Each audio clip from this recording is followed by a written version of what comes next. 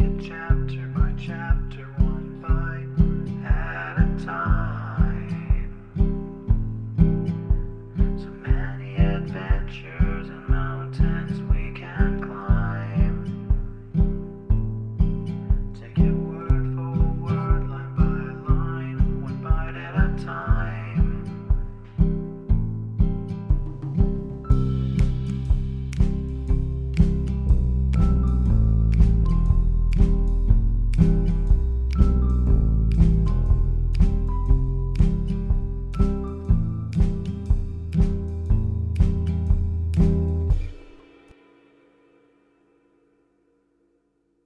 Welcome to Bite at a Time Books, where we read you your favorite classics one bite at a time. My name is Bree Carlile, and I love to read, and wanted to share my passion with listeners like you. If you want to know what's coming next and vote on upcoming books, sign up for our newsletter at biteatatimebooks.com.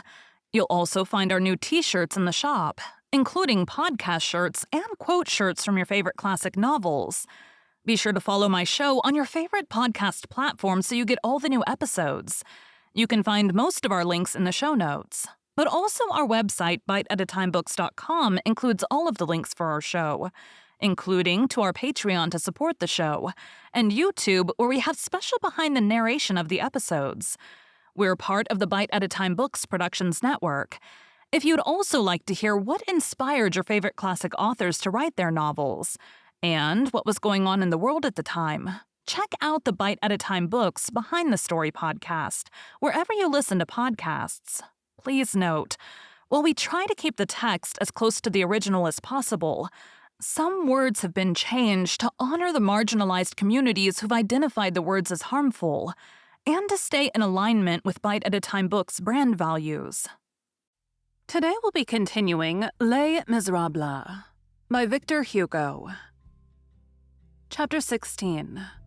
Quat libras induce. The Battle of Waterloo is an enigma. It is as obscure to those who won it as to those who lost it. For Napoleon, it was a panic. Blucher sees nothing in it but fire. Wellington understands nothing in regard to it. Look at the reports. The bulletins are confused. The commentaries involved. Some stammer, others lisp. Jomini divides the Battle of Waterloo into 4 moments. Muffling cuts it up into 3 changes. Jaharis alone, though we hold another judgment than his on some points, seized with his haughty glance the characteristic outlines of that catastrophe of human genius in conflict with divine chance. All the other historians suffer from being somewhat dazzled, and in this dazzled state they fumble about. It was a day of lightning brilliancy. In fact, a crumbling of the military monarchy, which, to the vast stupefaction of kings, drew all the kingdoms after it. The fall of force. The defeat of war. In this event, stamped with superhuman necessity, the part played by men amounts to nothing. If we take Waterloo from Wellington and Blucher, do we thereby deprive England and Germany of anything? No. Neither that illustrious England nor that august Germany enter into the problem of Waterloo. Thank heaven, nations are great, independently of the lugubrious feats of the sword. Neither England, nor Germany, nor France is contained in a scabbard. At this epoch, when Waterloo is only a clashing of swords, above Blucher, Germany has Schiller. Above Wellington, England has Byron. A vast dawn of ideas is the peculiarity of our century. And in that aurora, England and Germany have a magnificent radiance. They are majestic because they think. The elevation of level which they contribute to civilization is intrinsic with them. It proceeds from themselves and not from an accident. The aggrandizement which they have brought to the 19th century has not Waterloo as its source. It is only barbarous peoples who undergo rapid growth after a victory. That is the temporary vanity of torrents swelled by a storm. Civilized people, especially in our day, are neither elevated nor abased by the good or bad fortune of a captain. Their specific gravity in the human species results from something more than a combat. Their honor, thank God. Their dignity, their intelligence, their genius are not numbers with those gamblers. Heroes and conquerors can put in the lottery of battles. Often, a battle is lost and progress is conquered. There is less glory and more liberty. The drum holds its peace. Reason takes the word.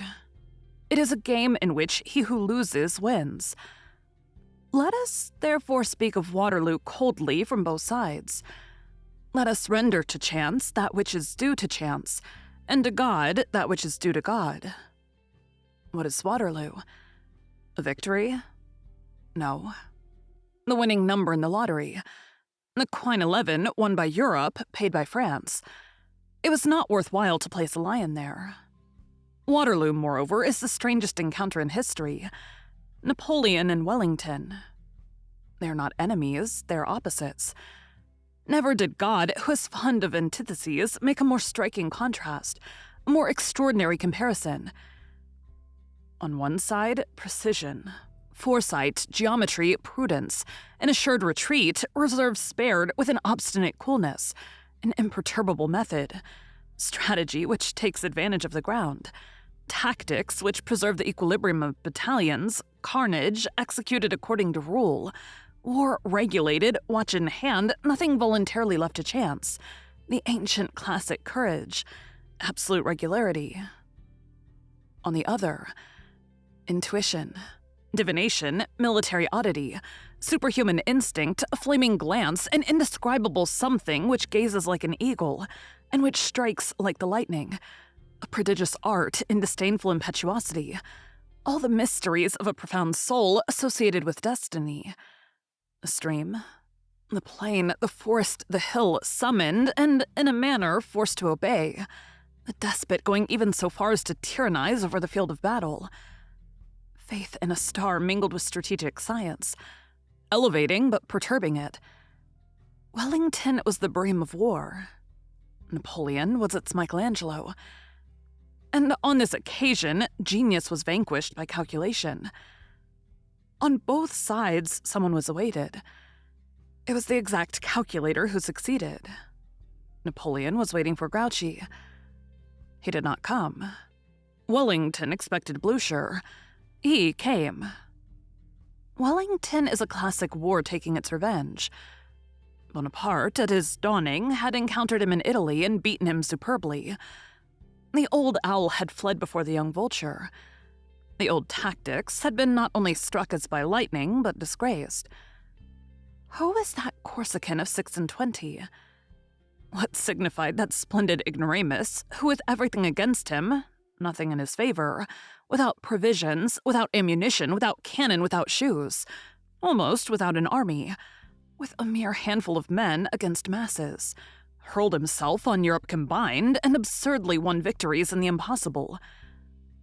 Whence had issued that fulminating convict, who almost without taking breath and with the same set of combatants in hand, pulverized one after the other, the 5 armies of the Emperor of Germany, upsetting Bülow, a novice in war, with the effrontery of a luminary? The academical military school excommunicated him, and as it lost its footing, hence the implacable rancor of the old Caesarism against the new, of the regular sword against the flaming sword, and of the Escherer against genius. On the 18th of June, 1815, that rancor had the last word, and beneath Lodi, Montebello, Montenat, Mantua, Arcola it wrote, Waterloo. A triumph of the mediocres which is sweet to the majority. Destiny consented to this irony. In his decline, Napoleon found Wurmser, the younger again in front of him. In fact, to get Wurmser, it sufficed to blanch the hair of Wellington. Waterloo is a battle of the first order, won by a captain of the second. That which must be admired in the Battle of Waterloo is England, the English firmness, the English resolution, the English blood. The superb thing about England there, no offense to her, was herself. It was not her captain. It was her army. Wellington, oddly ungrateful, declares in a letter to Lord Bathurst that his army, the army which fought on the 18th of June, 1815, was a detestable army. What does that somber intermingling of bones buried beneath the furrows of Waterloo think of that? England has been too modest in the matter of Wellington. To make Wellington so great is to belittle England. Wellington is nothing but a hero like many another. Those Scotch Greys, those Horse Guards, those regiments of Maitland and of Mitchell, that infantry of Pack and Kempt, that cavalry of Ponsonby and Somerset, those Highlanders playing the pibroch under the shower of grape shot, those battalions of Ryland, those utterly raw recruits, who hardly knew how to handle a musket, holding their own against Essling's and Rivoli's old troops. That is what was grand. Wellington was tenacious. In that lay his merit, and we are not seeking to lessen it, but the least of his foot soldiers and of his cavalry would have been as solid as he. The Iron Soldier is worth as much as the Iron Duke. As for us, all our glorification goes to the English soldier, to the English army, to the English people. If trophy there be, it is to England that the trophy is due. The column of Waterloo would be more just if, instead of the figure of a man, it bore on high the statue of a people. But this great England will be angry at what we are saying here. She still cherishes after her own, 1688 and our 1789, the feudal illusion. She believes in heredity and hierarchy. This people, surpassed by none in power and glory, regards itself as a nation and not as a people. And as a people, it willingly subordinates itself and takes a lord for its head. As a workman, it allows itself to be disdained. As a soldier, it allows itself to be flogged. It will be remembered that at the Battle of Inkerman, a sergeant who had, it appears, saved the army, could not be mentioned by Lord Paglen, as the English military hierarchy does not permit any hero below the grade of an officer to be mentioned in the reports. That which we admire above all, in an encounter of the nature of Waterloo, is the marvelous cleverness of chance, a nocturnal rain, the wall of Hougoumont, the hollow road of Ohain, Grouchy deaf to the cannon, Napoleon's guide deceiving him, Bulow's guide enlightening him.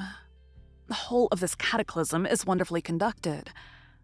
On the whole, let us say it plainly, it was more of a massacre than of a battle at Waterloo. Of all pitched battles, Waterloo is the one which has the smallest front for such a number of combatants. Napoleon, 3/4 of a league. Wellington, half a league. 72,000 combatants on each side. From this denseness, the carnage arose. The following calculation has been made and the following proportion established. Loss of men. At Austerlitz, French, 14%. Russians, 30%. Austrians, 44%. At Wagram, French, 13%. Austrians, 14%. At the Muskwa, French, 37%. Russians, 44%. At Botzen, French, 13%. Russians and Prussians, 14%. At Waterloo, French, 56%. The Allies, 31%. Total for Waterloo, 41%. 144,000 combatants. 60,000 dead. Today, the field of Waterloo has the calm which belongs to the earth, the impassive support of man, and it resembles all plains. At night, moreover, a sort of visionary mist arises from it, and if a traveler strolls there, if he listens, if he watches, if he dreams like Virgil in the fatal plains of Philippi, the hallucination of the catastrophe takes possession of him. The frightful 18th of June lives again.